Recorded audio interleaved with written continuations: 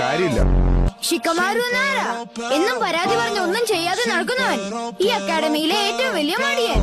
ഹിബ, ഇനുസുക്കായും പിന്നെ അവന്റെ നായ അക്കമാരു. ഞാൻ ഇനയെ പറ്റി പറഞ്ഞാൽ മറന്നേക്കൂ. ഇവനാണ് മനുഷ്യനെ ഏറ്റവും ഭ്രാന്താക്കുന്നവൻ. ഇവന്റെ വിചാരം ഇവൻ ഭയങ്കര കൂളാണെന്ന്.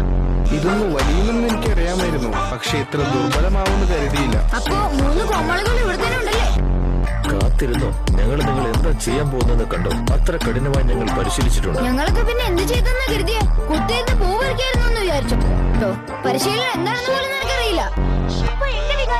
ഇങ്ങോട്ട് വേഗം എത്താൻ വേണ്ടി എന്റെ മുടി ഉണക്കാൻ പോലും എനിക്ക് സമയം കിട്ടിയില്ല. അതുപോലെ എനിക്ക് പല്ല് തേക്കാനും അണ്ടർവെയർ മാറ്റാനുള്ള സമയം പോലും എനിക്ക് കിട്ടിയില്ല. എന്ത്? ഇത് നിങ്ങൾ എഴുതിയതാ? അതെ, അപ്പൊ നിനക്കത് അറിയാല്ലേ?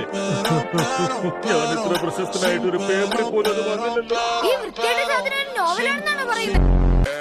എന്നോട് ക്ഷമിക്കൂ, പക്ഷെ എത്ര സുന്ദരവും ലളിതവും ലോലവുമാണ് നിന്റെ ഈ കൈകൾ. നിന്റെ കൈകൾ കാണാൻ ശരിക്കും നല്ല ഭംഗിയുണ്ട്.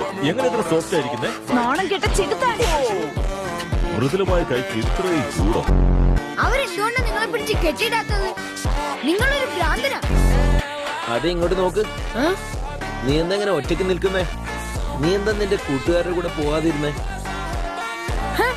അത് നിനക്കെന്ന് വേണം. ഞാൻ മണത്തുനിന്ന് തോന്നിയത് തന്നെയാണോ മണത്തത്? എന്താ പറ്റിയത്? എന്താ പ്രശ്നം? എന്താണ്? എന്തെങ്കിലും പ്രശ്നം മണക്കുന്നുണ്ടോ? ഇത് ഞാൻ മുന്നേ ശ്രദ്ധിക്കാത്തത് വിചിത്രമായി.